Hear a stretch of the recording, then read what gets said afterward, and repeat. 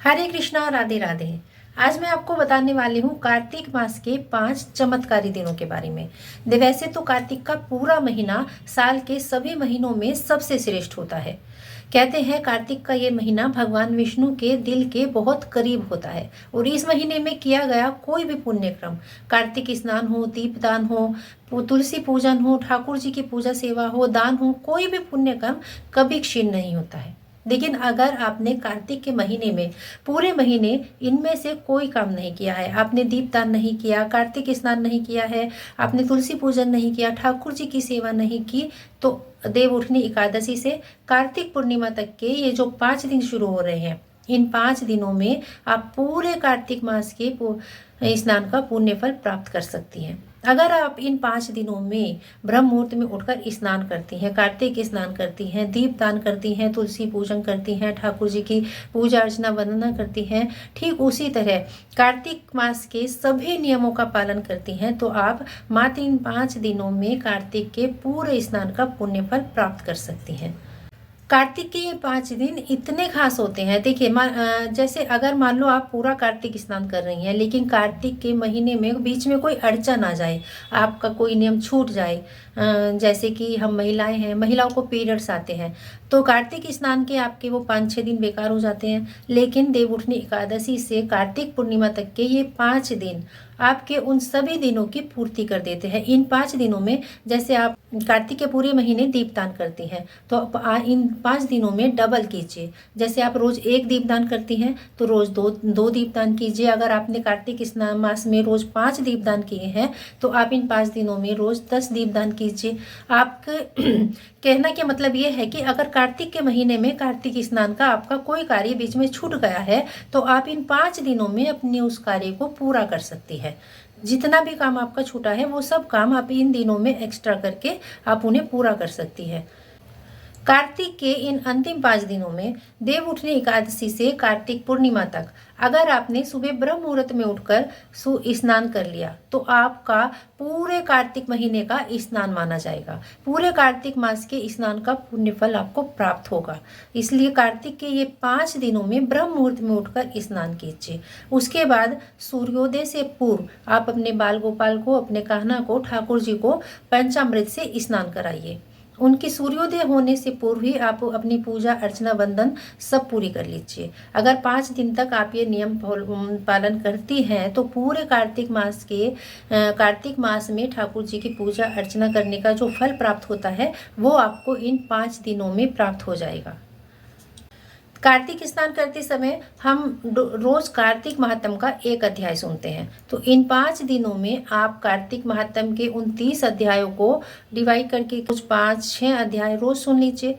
कार्तिक मास में आप पूरा कार्तिक महात्म अपना पूरा कर लीजिए, तो आपको पूरे कार्तिक मास में कार्तिक महात्म सुनने का जो फल होता है वो आपको पूरा मिलेगा।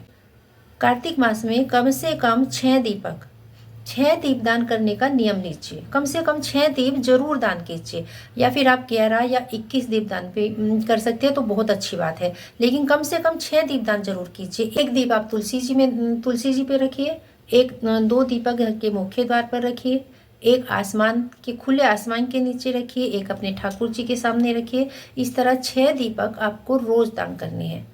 ब्रह्मचर्य व्रत, इन 5 दिनों में पूरी तरह से आपको ब्रह्मचर्य व्रत का पालन करना है। देखिए जो लोग कार्तिक स्नान करते हैं उनके लिए पूरे कार्तिक के महीने ब्रह्मचर्य व्रत का पालन करना बहुत जरूरी होता है।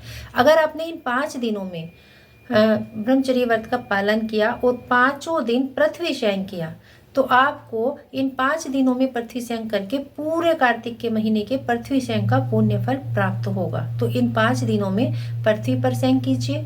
कार्तिक के महीने में दान करने का बहुत महत्व है। अगर आपने कार्तिक के पूरे महीने कोई दान नहीं किया है तो आप इन अंतिम 5 दिनों में आप जो भी दान करेंगी उससे आपको पूरा फल प्राप्त होगा। कार्तिक के इन अंतिम 5 दिनों में तुलसी दान करने का बहुत महत्व होता है। आप 1 तुलसी का पौधा जरूर दान कीजिए, 1 आंवले का पौधा जरूर दान कीजिए। इसके अलावा आप जो भी चाहें, आप अन्न दान कर सकती हैं, वस्त्र दान कर सकती हैं, जो भी आप चाहें।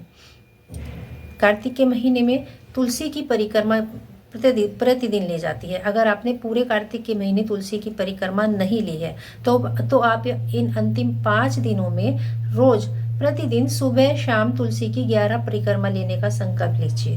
मैं 11 परिक्रमा सुबह और 11 परिक्रमा शाम लूंगी। अगर आपके घर में तुलसी की परिक्रमा लेने की जगह नहीं है तो आप एक ही जगह खड़े होकर ऐसे घूमकर तुलसी की परिक्रमा ले सकती हैं। इन 5 दिनों में तुलसी का एक पत्र प्रतिदिन जरूर सेवन कीजिए। एक तुलसी का पत्ता ठाकुर जी के शीश पर प्रतिदिन चढ़ाइए। तुलसी की लकड़ी का दीपदान। कार्तिक के इन अंतिम 5 दिनों में रोज एक दीप तुलसी की लकड़ी का जलाइए। तुलसी की लकड़ी के दीपदान का बहुत महत्व है। उससे मिलने वाला पुण्य कभी क्षीण नहीं होता। तुलसी की लकड़ी का दीपदान करने से चमत्कारी रिजल्ट मिलते हैं। अगर आप इन 5 दिनों में व्रत रख रही हैं तो आप अखंड जोत भी जरूर जलाइए। आप ये अखंड जोत आप घी की, तिल के तेल की या सरसों के तेल की, जैसे आप चाहें उसकी जला सकती हैं। अगर आप 5 दिन तक व्रत नहीं रख सकती हैं तो आप कम से कम ये संकल्प जरूर लें कि आप इन 5 दिनों में लहसुन, प्याज, मांस, मदिरा, बैंगन, मसूर की दाल का सेवन बिल्कुल नहीं करेंगी। या फिर आप ये संकल्प ले सकती हैं कि आप सूर्यास्त के बाद भोजन नहीं करेंगी। सूर्योदय से पहले आप भोजन कर लीजिए या फिर एक समय भोजन करके आप व्रत धारण कर सकती हैं। आपकी जितनी सामर्थ्य है, आपकी बॉडी आपको जितना अलाउ करती है, आप जितना भी मतलब आप कर सकते हैं जरूर कीजिए। कार्तिक के इन 5 दिनों को व्यर्थ बिल्कुल नहीं जाने दीजिए।